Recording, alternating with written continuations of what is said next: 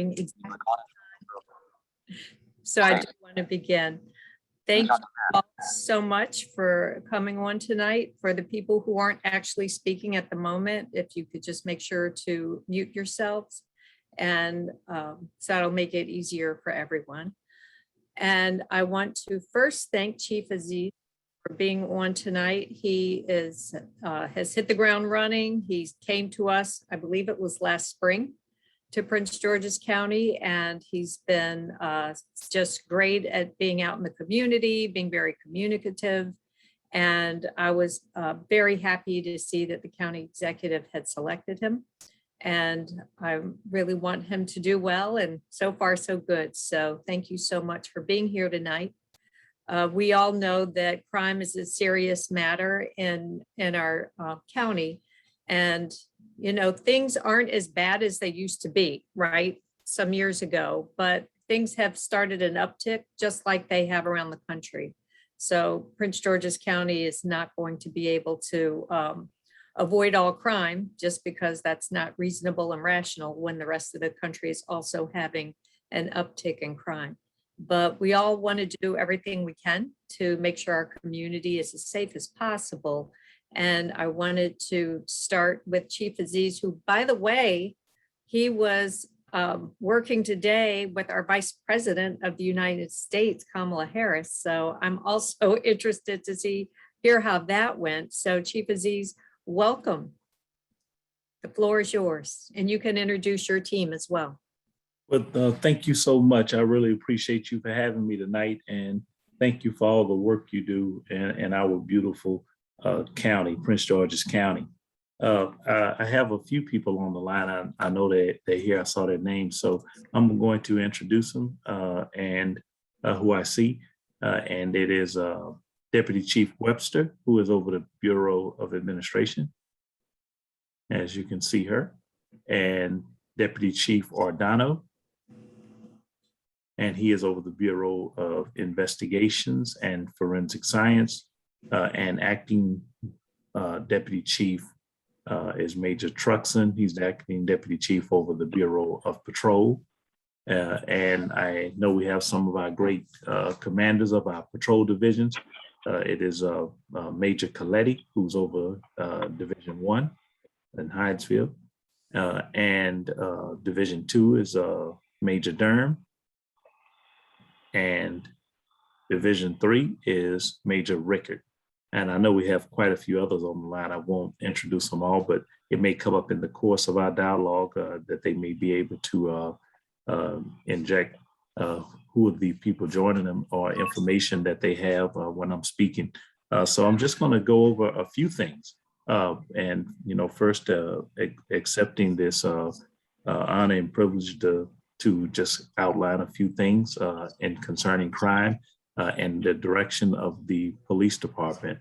It's been really a wonderful 7 months, not without challenges and obstacles, but things that were before us that you're well aware of, then we have attempted to meet them, confront them head on to move us into a better position going into 2022 to address some of these issues.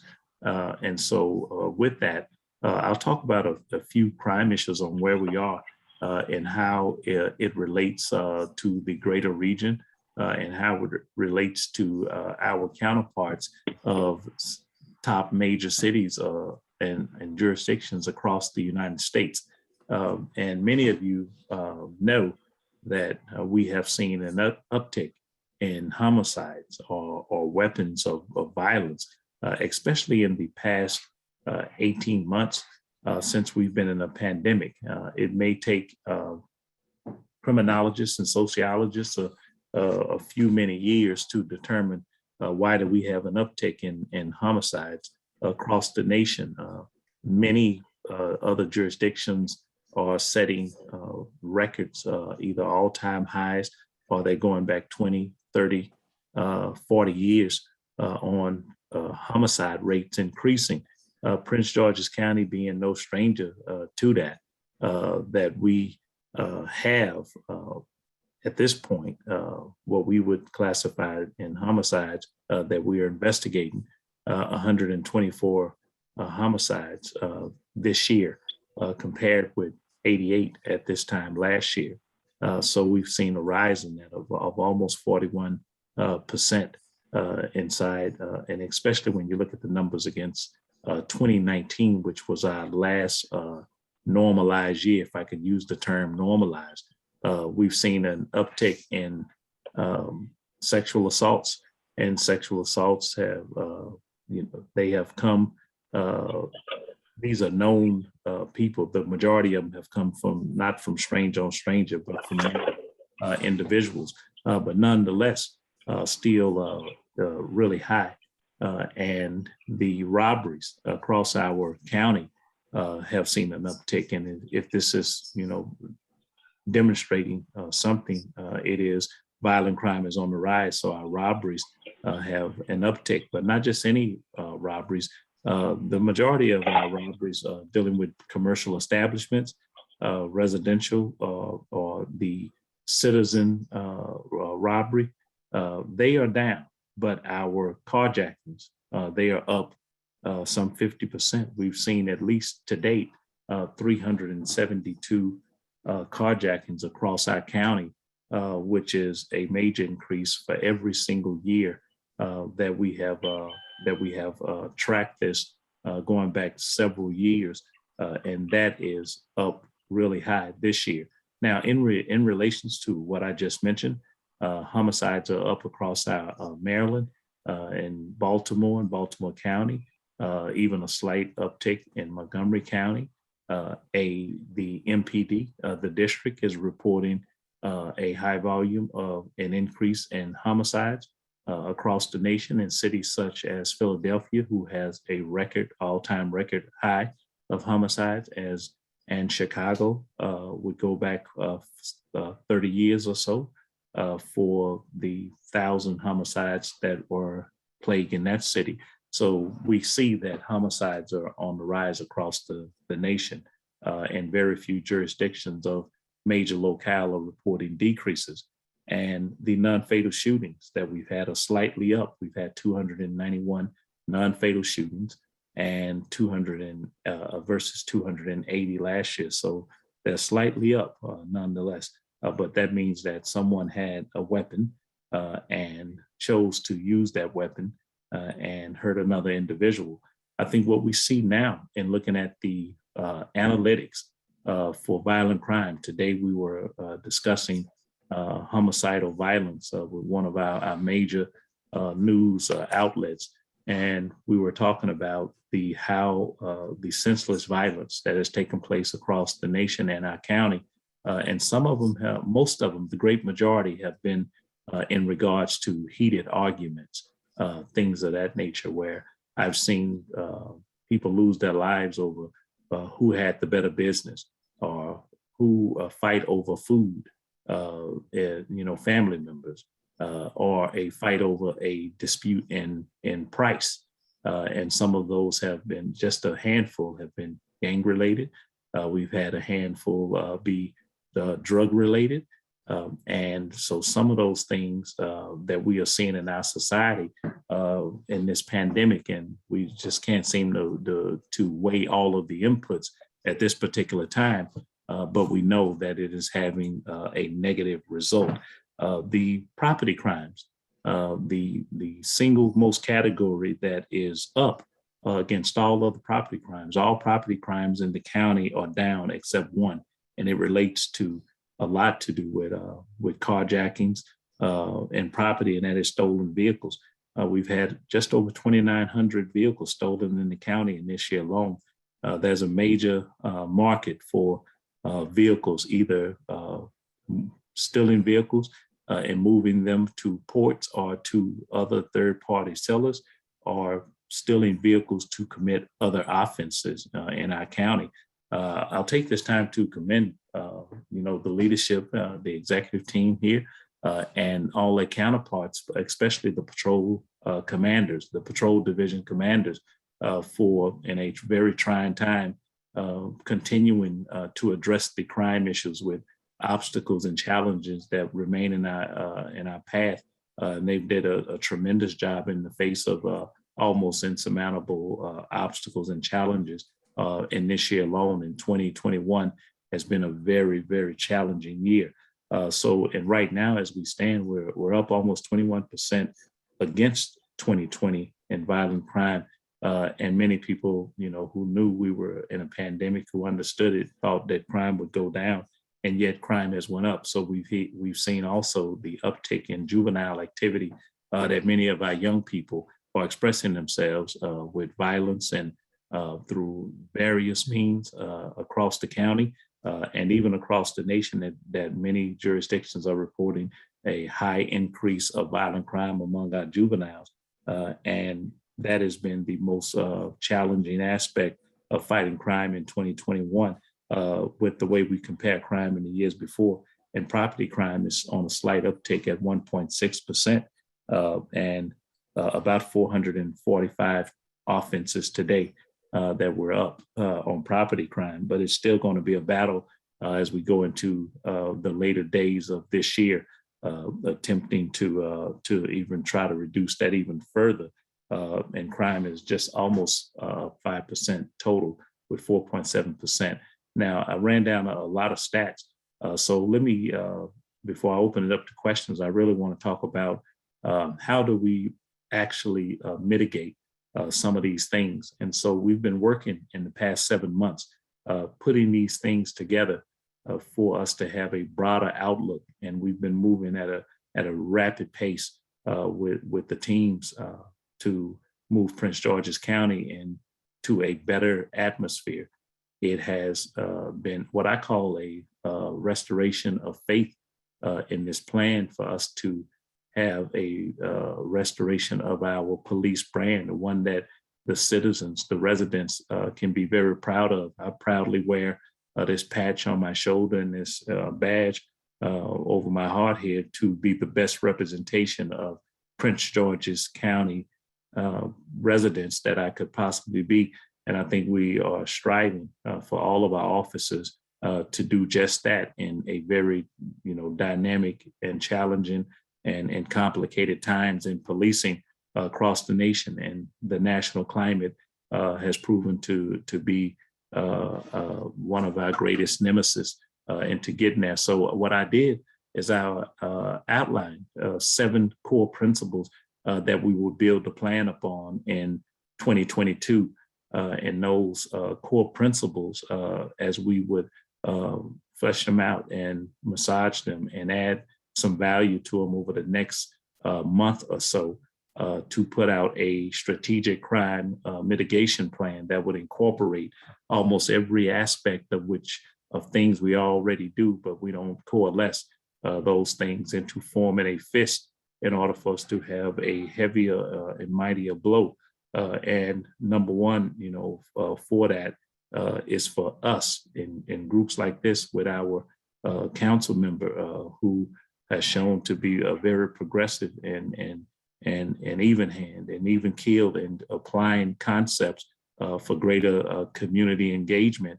And we're part of that plan. We're part of the progressiveness for that in our police department. So I'll lay out these 7 core principles that we have put as the foundation for where we would go into 2022 and beyond, in a short-term plan and a long-term plan that we'll be working with some of our strategic partners. But number one is really and I won't put these in any particular order about how they'll end up in the plan, but number one, the core principles that I laid out was crime reduction. And we're going to focus on the violent crimes that we mentioned, violent and non-violent crimes, but violent crime being the focus, especially homicides, non-fatal shootings and carjackings, and which will revolve around what is considered a non-violent crime, and that is gun possession. We are over 1,300 guns seized this year alone. And you put that up on the guns from last year that would number over 800, and the year before that, and it was plus 700, and the year before that. And then we have literally hundreds of arrests for guns. As we move into the last 3 or 4 years, we've been positive 700. And I believe this year we're encroaching over 800 arrests for guns. So we set up the gun intelligence unit to be a core of a cycle that will revolve around for doing things in the best way we can. And what is really considered a really, and there's the gun, the way that we are embracing this gun culture has resulted in senseless violence, as we witnessed a few months ago when little PJ Evans was senselessly killed while he was playing a video game and eating some food. And we brought his perpetrators to justice, but it was still senseless in this gun possession. So we are focusing on violent crime as the foundation inside of crime reduction as that core principle. And we believe that we'll add some value. I know that I won't delve into all the specifics, but the executive team and my command team will flesh these out and add value as we move along to a comprehensive plan that we can go forward with. The next one is community policing and community engagement and partnerships. And I always separate community policing and community engagement, and it sounds the same, but community policing is really crime driven. It is when we hear your pleas for help and we make an earnest attempt to help you with problem resolution in our neighborhoods, the neighborhoods in which you live. And it is revolving around some crime aspect, but the community engagement are the other things that we do to set a different path about how we engage with each other and how we will try to get the 10% of people and the 70% of people who are wavering together so that we can battle the other 20% who are causing all of the crime and the problems in our neighborhood. So that engagement is when I see you out there and we're at a community event, or we're formulating a program, or we're doing something inside the community to interact. And it is crime reduction, but in a very different way. And partnerships, those same partnerships that we intend to develop as Community First. We founded the Community First Division upon the premises of the old Community Services Division, where we would add our faith-based, our police athletic activities league, our seniors, our events, our cops officers, all of our faith-based programs. For instance, part of that strategy was standing up the first all clergy Citizens Police Academy, which will graduate here, shortly.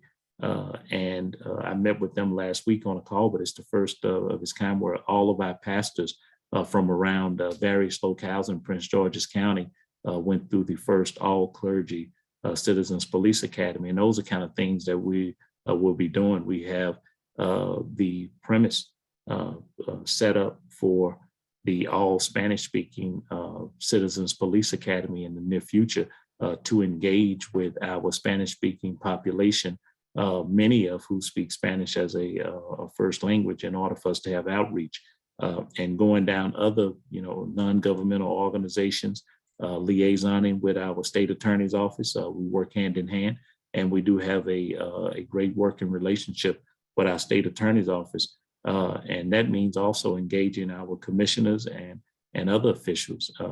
I don't have to tell Miss Ivy that to work together, because she's always out in the community and doing work. And we've been on numerous community walks, and she doesn't hesitate to call me about an issue, or her office send me something on an issue. But we have to further that engagement all the way around to deal with those issues.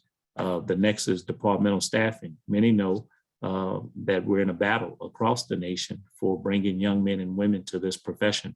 The profession that I started in around 33 years ago.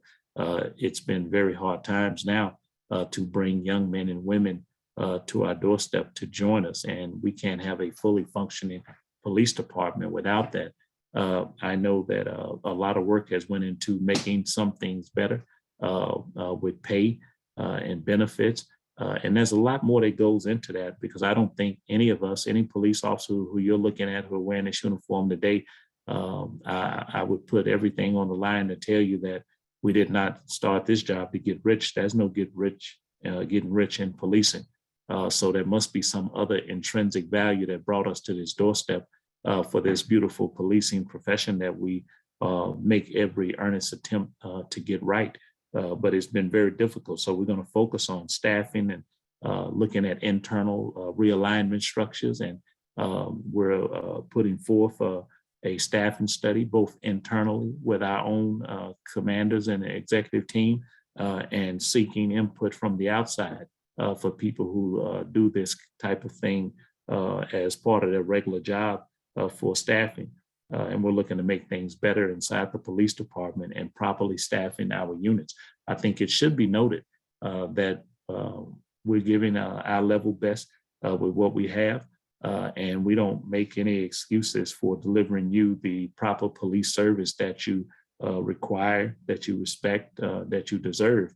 And we have every intention on making sure that we give you everything that you need to make our community safer and better with that. But we have to look internally first. I mentioned part of the staffing, the external recruiting effort, because that's recruiting and retention is another principle that we're going to stand on, and we're going to focus on hiring and keeping the men and women who we have, and making a real effort with the best and promising practices from around the nation in order for us to be a major player in our county, to offer the best of what we have. And that sometimes that is very difficult, but there are many things that are not measured in money, they're measured in other ways. And we want to bring the best of those to Prince George's County. And we've already started. That's why it's part of our 7 core principles. This one that I'm going to talk about next is safety training, health and wellness. When President Obama set forth former President Obama set forth his 21st century policing principles, then we looked at health and safety and wellness as part of the pillar 5 and 6. Has been the most forgotten pillar for pillar number 6. And that has really been, what do we give to officers who need help? In this changing environment and so many demands, I'll say that most police officers across the nation, there's 19,000 police departments, there's almost 900,000 law enforcement officers in this country still. And yet we are confronted with some of the worst things that you can ever see, and that this world is giving us. And sometimes that small bad that you see every day outweighs the greater good that's all the way around you. So we're paying some attention to wellness of officers when we know with so many suicides that are taking place on police departments, with so much PTSD that is going on with officers who've seen the worst of this life in answering calls to provide you with the best police service, answering those calls for service. So we're trying to concentrate on us. I'll mention one concept. Our psychological services, bar none, they are really a great division who are talking to officers every day, who are guiding officers, navigating young officers, especially through the travails of this police profession. Old guys like me, we didn't talk much to people. We thought that it was a stigma attached to therapy, and it was a stigma attached to telling people that you just needed to get something off your chest and talk to somebody. But the young officers, which I'm very excited about, that they believe in it. They believe in and talking about it and going and seeing a therapist to address some of the issues that are going on in their lives and what they see in this profession. And maybe some people think the young officers are just built a little different. But if they're built different and differently than what we thought in these 3+ decades that I have and many others on this call, then I'm excited for that. And I'm glad for that because you'll find us at the top of prescription drug abuse and alcohol abuse and domestic abuse. And it doesn't take a lot of people to make you, become number 1, 2, or 3 in those categories. But even then, who wants to have that in their profession that compounds our service delivery to you? And so we're going to focus on that. And Pillar 6 is just that. We're going to pay attention to the safety and training and health and wellness for our officers.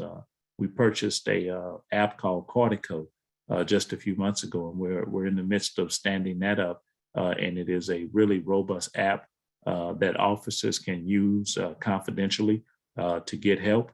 We're setting up fitness teams. We're looking at providing the core foundation for mental health to officers. As we talk about mental health and the crisis that surrounds us in our communities that usually get us on national news, then officers are faced with that same compounding interest that we all share. And that is, I have to build we have to build a better police officer for better service. And paying attention to the internal structures is necessary and required. Moving forward, the principle of technology and social media, that was also Pillar 3 of 21st century policing. And it has been outlined for building out tech where we have to be laser focused in our delivery. We don't have thousands of officers beating down our doors to become police officers in the last 8 years or so. It's been, once upon a time, there were some departments who could claim for every person that they hired, 10,000 applications were made. And that's a very competitive process. But even then, in really great days, great times, 1,000 applications would yield one really great, superb candidate.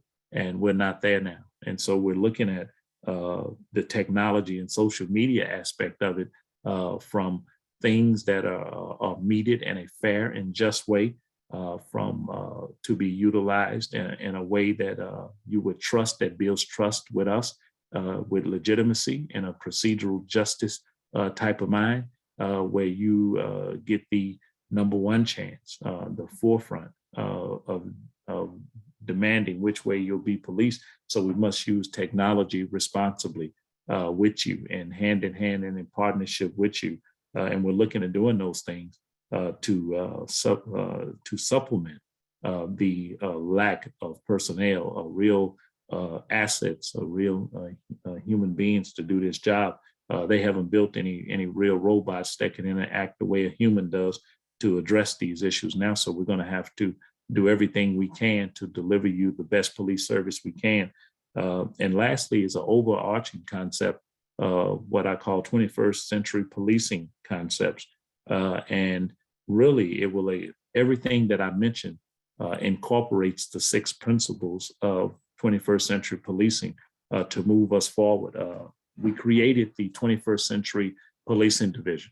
And one of those core principles inside of the 21st century policing division was to address all of the recommendations, even the police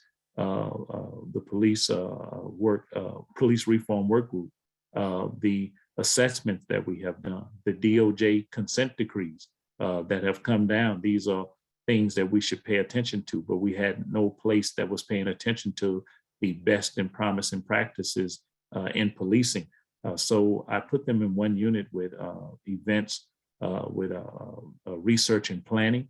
We've reached out to University of Maryland, where we're going to formulate some interaction with them with our Joint Analysis Intelligence Center, where we're focused on violent crime and gun crime, and engaging with our criminal justice practitioners or academicians in a way that provides a layer of evidence-based policing and intelligence-led policing, one that you would be proud of your police department to embrace that kind of understanding for policing in order for policing to move forward. And I call it smart policing. And in smart policing, it will require us to address issues in a non-traditional way. And lastly, let me say, say this because I've given a broader overview to attempt to stay out of the weeds. But I want to make sure that you understand what we are and who we are as a police department and our function. And we are one cog in the wheel of criminal justice that spins and turns in the criminal justice system. We just happen to be the most visible form of that democracy that we love in action. And oftentimes we are the singular focus of that action. But we have partners inside the criminal justice system, and we must work as one. And I call it a united front for us to be together. And we don't always have to agree, but I think the one foundational point we can agree on with everyone is that we want the best service delivered in criminal justice inside of that wheel to every resident of Prince George's County. And there should be no wavering upon how we see those things. So we have to join with the community, you and elected officials and commissioners and state attorney, the state attorney's office, the legislative bodies, non-governmental organizations that focus on reentry, returning citizens and rehabilitation in a real way, and focusing on youth and real programs that offer an alternative to what we see right now. And this cycle inside this criminal justice wheelhouse, it cannot be singularly focused on police alone, that we must form a united front if we want our communities to unite and do better. That we are not many, we are one. So what I laid out there in the principles after giving an overview of crime and where we are with that, then you can see that we have a long road ahead of us in 2022 and beyond with your help to be successful. And I know it can be done because you've done it before in helping the police department and the community be successful. And it hasn't been the other way around. The only way we are successful is because of the communities and who work day in and day out to make them safer and better. And I know for my team, we want a better, safer environment where we live and where we work, where our children are playing, where we're being entertained, and where we shop and do our day-to-day activities. So with that said, before I turn it back over to Ms. Ivy and anyone on my team, if I've missed something here, please feel free to speak up before we turn it back over. And I know I will be happy to answer any question that you may have. Anyone from my team? Okay. Okay. Back over to you, Ms. Ivy. Thank you, Chief Aziz. I appreciate it. You really gave a really broad overview with a lot of good specifics, and I appreciate that. And we're going to get to a few questions, but first I want to throw the mic over to our state's attorney. Aisha Braveboy has joined us, and I know she's been focusing on some of the younger perpetrators, people between the age of, I believe, 18 to 26, because they seem to be the ones who are committing most of the violent crimes. And so I'm really glad that she's here. State's Attorney Braveboy. Thank you so much, Councilwoman Ivy, and it's great to be here. I wish I had a better Monday, but because Sunday there was a game, I believe it was at FedEx Field, and unfortunately, our chief is smiling today because his team was victorious, but we'll get past that. Congratulations, Chief. No, but on a serious note, like it is just an honor and privilege to not only work with you, Councilwoman, but also our partners, not only in Prince George's County Police Department, but we coordinate with all of the municipalities, as well as Park Police, Metro Police, and all of the other agencies that have some level of jurisdiction here in Prince George's County. So it is quite an awesome job to not only coordinate with all of these agencies, but also our job is to hold them accountable as well. Because ultimately our justice system has to be fair, has to be just, and has to really reflect the values in our Constitution. And so our job is to ensure that everyone is treated fairly, but we certainly work on working very closely with our partners to make sure that our communities are safe. I can tell you that in talking to my colleagues all around the country, and not that, you know, we want to be dealing with this issue, but the issue of crime is happening, unfortunately, everywhere across the country. And I think a lot of the issues that we're seeing now are things that we just never really fully dealt with, like mental and behavioral health. What we have seen a lot during this pandemic is violence erupt for the most trivial reasons. And so these are people we think in a normal environment probably would not resort to violence to resolve a dispute, but unfortunately they are. And I'll give you an example. You know, we have seen an uptick in intimate partner domestic violence. So we spend a lot of time focusing on domestic violence, and typically we think of domestic violence as between, you know, two intimate partners, whether they're same sex or heterosexual couples. That's what we think of when we think of domestic violence. We attacked that issue.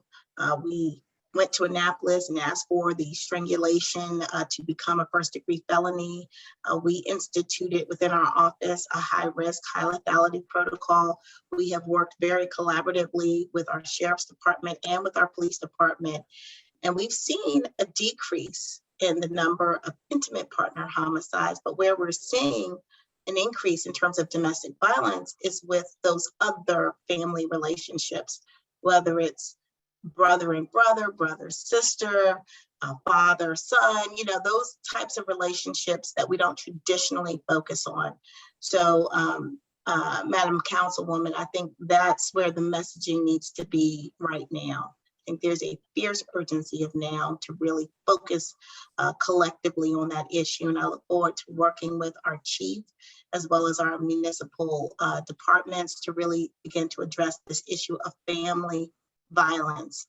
And people should not feel afraid to, you know, go to the commissioner when they need to, or to seek other types of services. I know that our sheriff's department has served just a huge number of EPS, and those are people who are involuntarily being committed for a short period of time to really assess them, maybe get them back on their meds. But this issue of violence within families and problems within families and mental health and behavioral health, if we don't focus on that, we're not doing justice for our community. And so that's something I really want to work with you on. But we do work very closely with our department. Just last week, we closed a very important homicide through the use of forensic genetic genealogy. Our office competed for and was one of 10 state's attorney's offices or prosecutors' offices around the country to get a grant from the Department of Justice to utilize this technology to solve cold cases.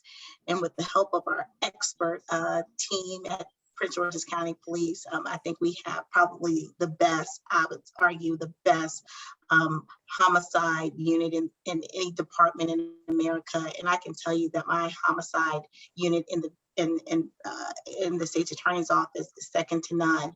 And they work hard to close cases. We work alongside them, and then we work hard to get justice for our families. And we have just a stellar track record and with respect to our homicides, and we're grateful for that. But we are but certainly we would be more grateful if we didn't have so many homicides that we had to try in court. But I can tell you that Prince George's County Police Department does a wonderful job investigating and closing cases. We work with them from the very beginning. When there's a call out, we get that call as well. When we can go out to the scene, we do.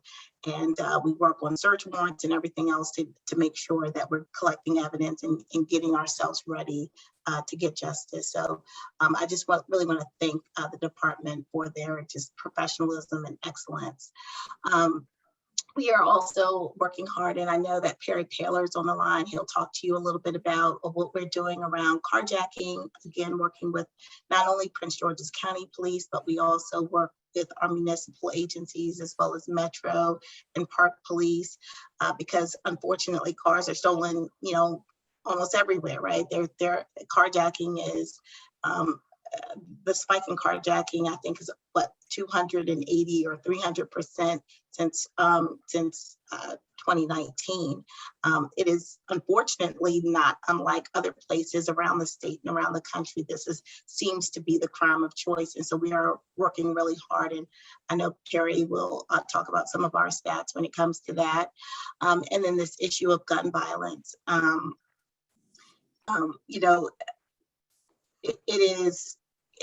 It is a difficult issue because the question is, why doesn't a 12 or 13 or 14-year-old believe that they should have or need a gun?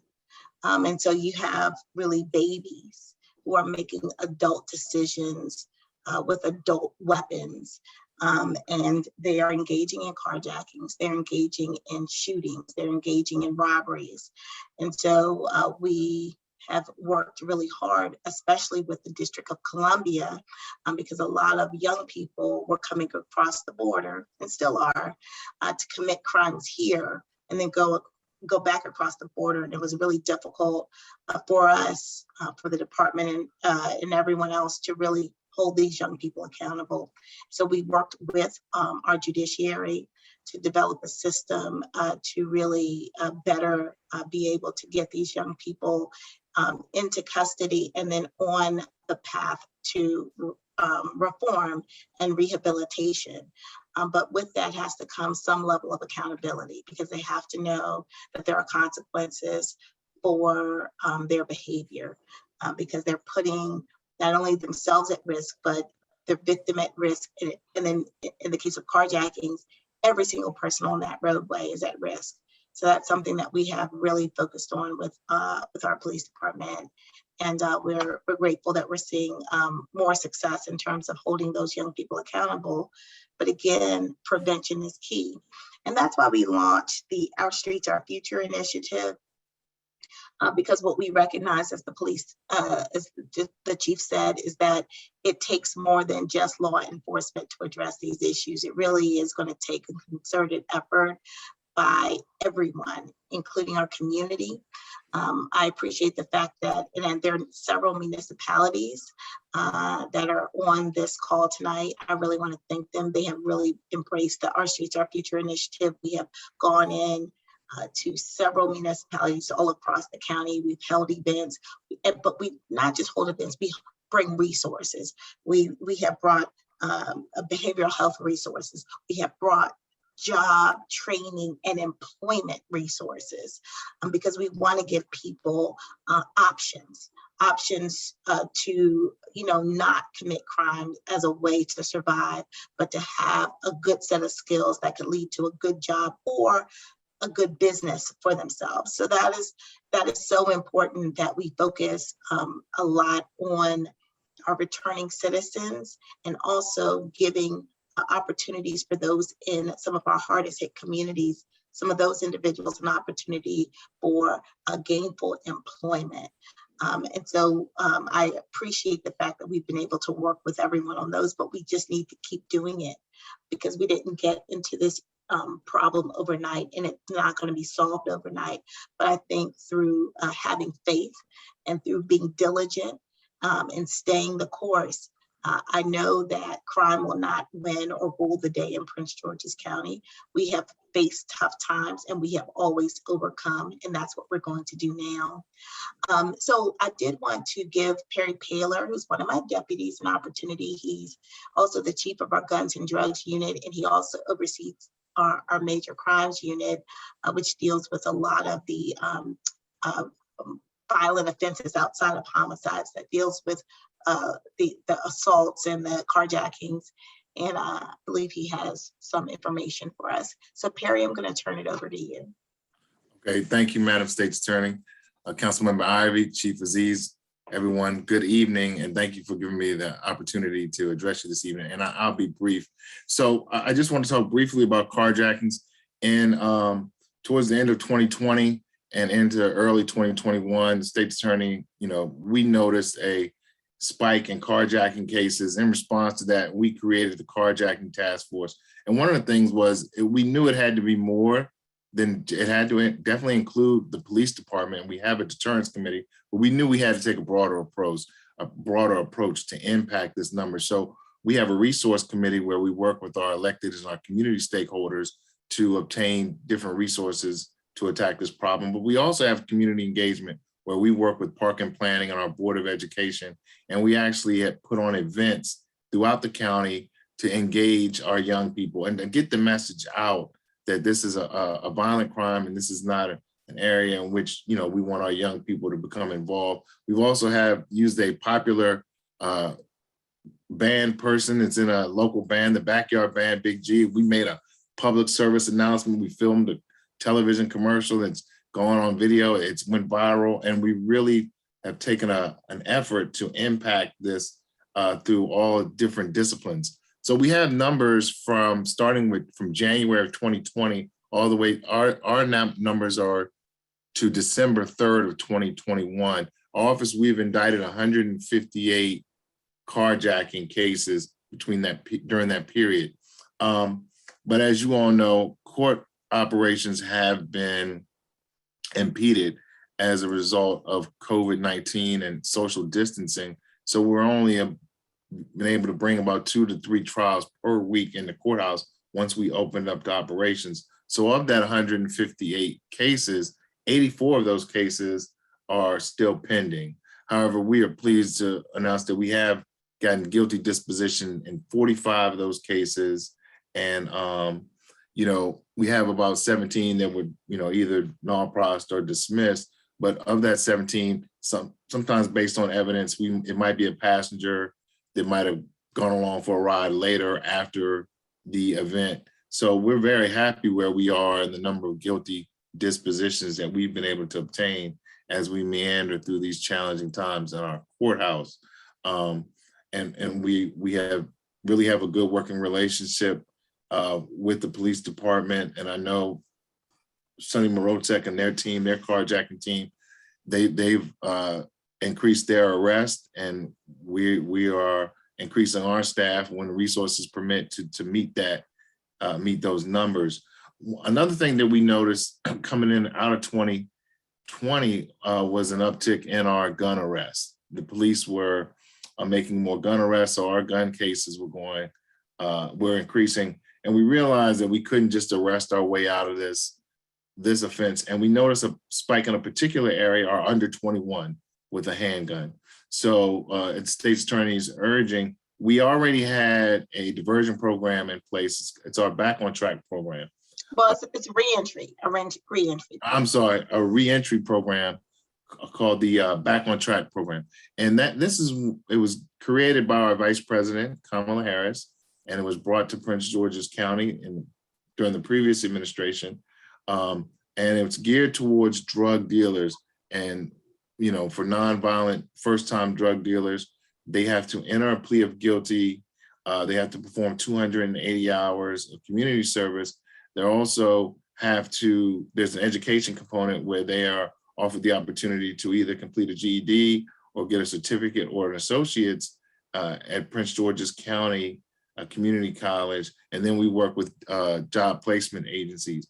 Once they've completed that, it takes anywhere between 12 to 18 months. We actually have a second court hearing where the defendants are given a probation before judgment and their record is expunged on the spot. And so when we came with the Braveboy administration, we saw that the cohorts were between 3 and 7 at a time. And we realized this could be a vehicle that we could use for our gun offenders, particularly our youthful gun offenders. So I can state today that we have expanded it. Our latest cohort will have 25 graduates. And so we're excited about having these young people to have the opportunity to, turn their lives around and actually get back on track. At our previous graduation, we had a celebrity guest commencement speaker. We had Judge Mathis, who gave just an inspiring message to our graduates. And so we're hoping that we can get him back in the future. And if you're familiar with Judge Mathis, he tells it as he sees it. He doesn't pull punches. And I think they needed that kind of reality to make them know that, their challenges that lie ahead of them, but they are equipped with the tools because of this program to make wise choices. So, like I said, we used to have one person that did all of Back on Track. She was the coordinator. That meant she did all of the intake, and she dealt with the community college. She dealt with the defense attorneys, and she also was the case manager. We've been able to expand that. Now we have a separate coordinator, and we just brought in a case manager today.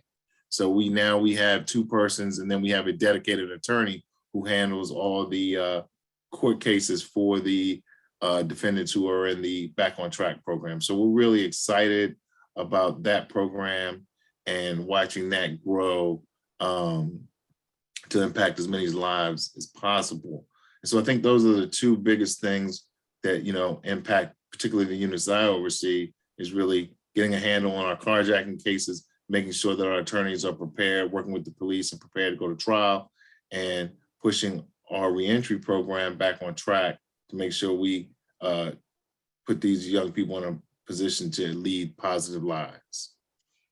That sounds great. And I'm glad that you're going in such a progressive direction with prosecution as well as with arrests. But I did want to get to a few questions, and then we still have Reverend Dale Addison's teens are going to do their presentation on the Rain Check Rebate, and I don't want to go too much over, so let me get going on the questions.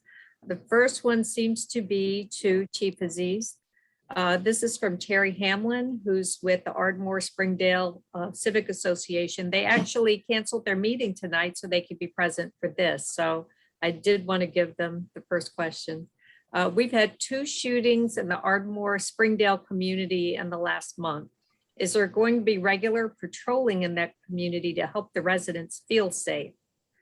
She says, we saw 1 patrol car on Friday. What else can be done?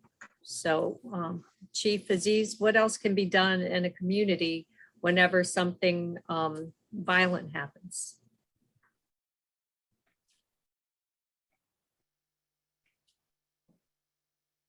You're on mute. Yes, sorry. Before I turn it over to the division commander here, let me speak in an overall view about, what can we do together. And I think part of that is in what I mentioned earlier with how do we actually coalesce our communities together to address these issues that are plaguing some of our communities when it comes to violent crime, in order to, be specific about, what happens in those individual cases. We have to look at them exactly as that, individual cases, to see if they were indeed something that would warrant a real greater response, or was it a isolated one-on-one type of case. But I will say what we are doing and what we've been doing since we've been here, and that is we have installed regular initiatives and operations that should become a normal way that we do things, a normal way of life for a police officer and for this police department. And an example, we started the summer crime plan to actually focus on issues that were identified with the rise in crime in the summer. And then we went immediately into the fall crime initiative, into that operation. and now we're in a holiday initiative. So we operate in 5 initiatives per year that everyone partakes in fighting crime, into the reduction of crime to make our communities better and safer.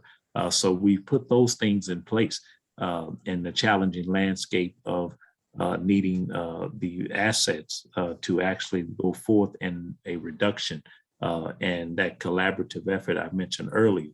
So we are doing some things to put plans in place. It's always said, failing to plan is planning to fail. So we have put those proper plans in place. But I think more specifically to your question, I'm going to turn it over to the division commander to answer that a little bit more succinctly about what's happening specifically in your neighborhood.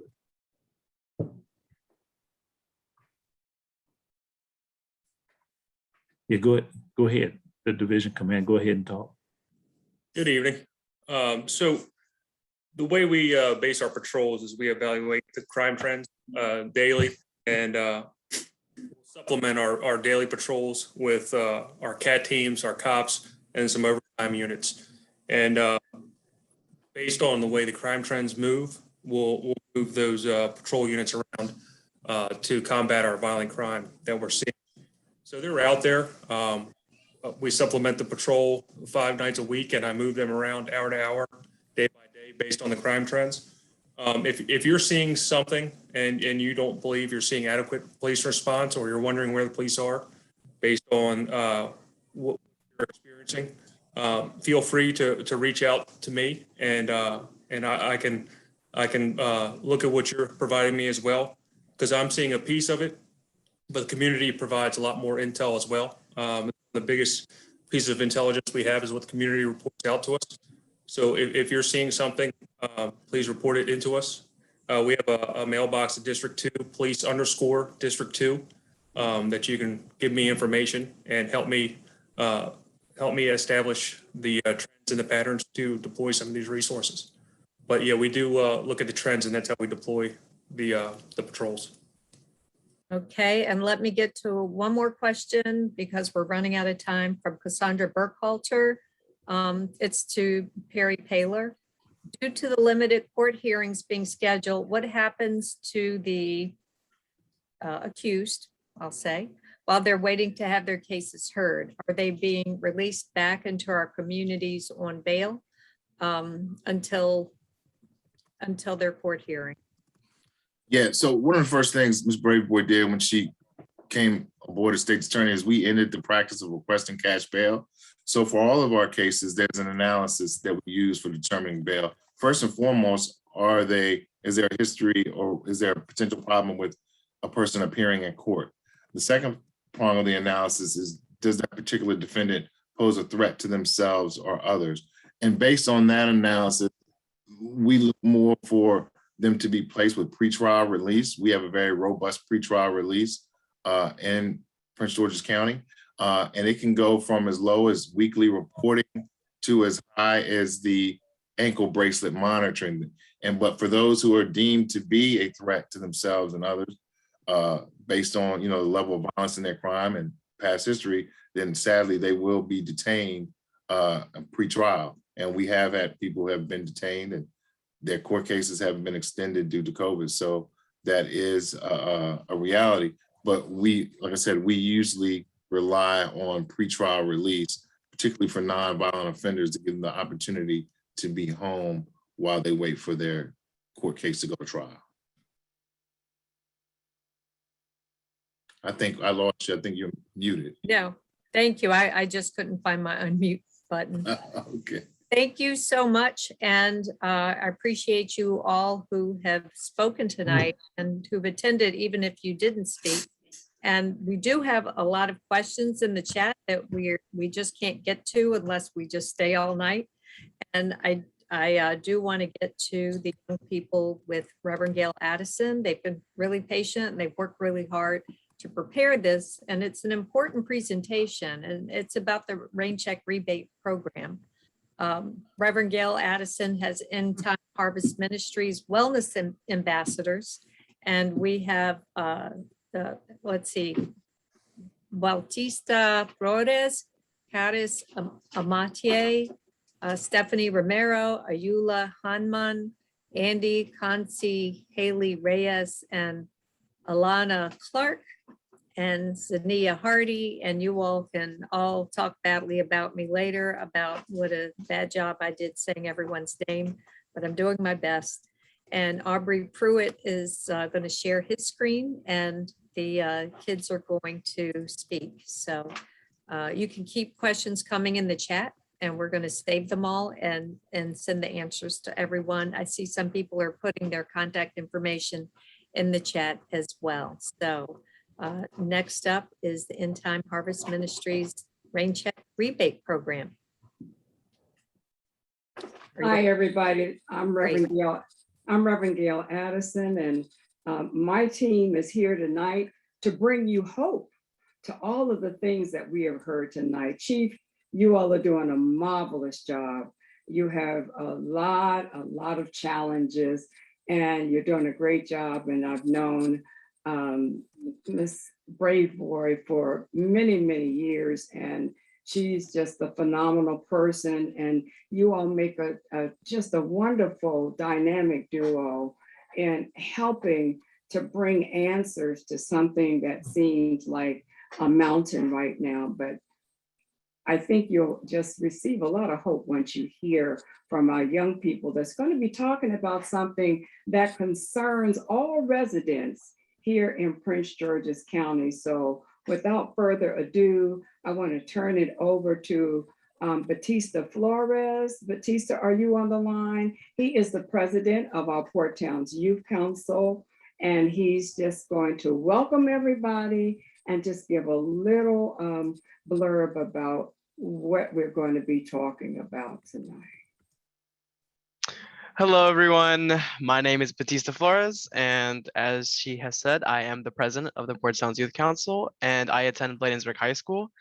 And firstly, I want to say thank you for inviting us today to speak to you, the wonderful District 5 residents.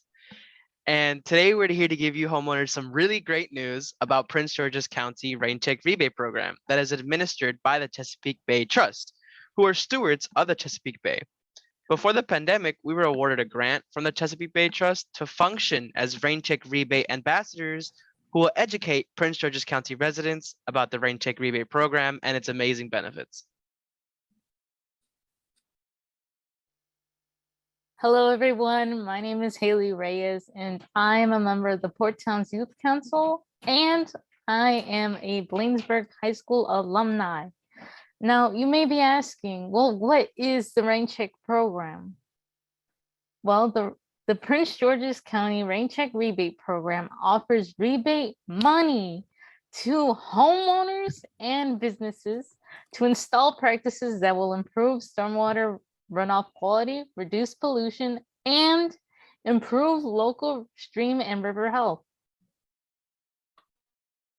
Hello, my name is Andy Kansi, and I'm a member of the Port Towns Youth Council, and I'm a junior at Bladensburg High School. Now, Haley mentioned that you could receive rebate money, and you're probably wondering, what are you going to receive that money for?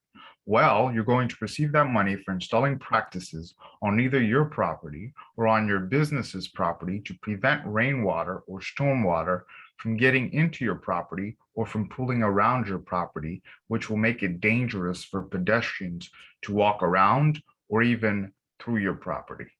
Now, you might be wondering what projects these are. These projects are not limited to, but you can use the examples on your screen, such as a rain barrel, a cistern, a pavement removal system, a permeable pavement, a rain garden, an urban tree canopy, and even a green roof. Hello, everyone. My name is Ayola Hannum, and I'm a member of the Port Towns Youth Council, and I also attend Bladensburg High School, and I'm a senior. Well, now, Andy, I know you might be thinking, what practices? Well, these are practices that would reduce and absorb water properties, such as planting trees and some concrete blocks that are permeable, meaning that there are spaces between the pavers that allow the water to seep into your soil. Hello, my name is Alana Clark, and I'm a member of the Port Town Youth Council, and I'm a junior at Bladensburg High School. These are big projects, and you might be thinking that you don't need these big projects done on your property at this time. Are there additional projects that you might install? Yes, you can install rain barrels or cisterns to collect rainwater, which can be reused to water your flower garden or lawn, and rain gardens that are an excellent way to slow down and reduce stormwater runoff. These beautiful gardens have plants and flowers that are compatible with your local environment.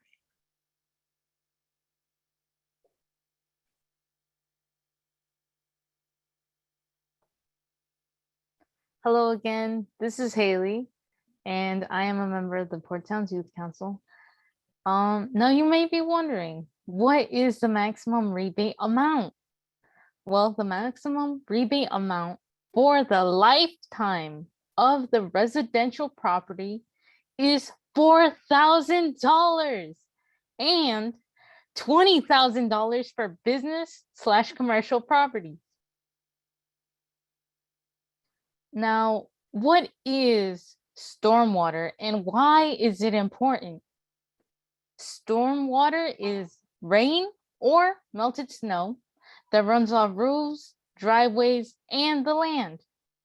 Gutters and pipes collect and move stormwater to streets where it picks up pollutants and debris and carries them into our storm drains, which flows right into our rivers and large waterways. Hello, my name is Zanaya Hardy, and I'm a member of the Port Town Youth Council, and I attend Bladensburg High School. What are the negative impacts of stormwater runoff? 1, bacteria and other pathogens create health hazards for people and wildlife. 2, debris such as plastic bags, six-pack rings, and cigarette butts can choke and kill aquatic life such as ducks, fish, turtles, and birds. 3, excess nutrients cause algae blooms that can destroy wildlife habitats and impact recreational opportunities. These stormwater pollutants damage aquatic communities and other environmental resources, threaten human health, restrict recreational opportunities, and cost taxpayers money to clean up. Hello, everyone. This is Batista again. So the question here is, what are the additional resources? Well, you can go to cbttrust.org to acquire additional information, such as photos, fact sheets, guidelines, and maintenance information for the stormwater management practices, as well as application instructions, online applications, and frequently asked questions. Or you can also contact our program officer, Ms. Nguyen Lee, at rebate@cbttrust.org, or phone number 410-974-2941, extension 110, or our program coordinator, Ms. Kathy Samosa, at rebate@cbttrust.org, with the same phone number but different extension 120. Ms. Kathy will also have more information and chat available for everyone else.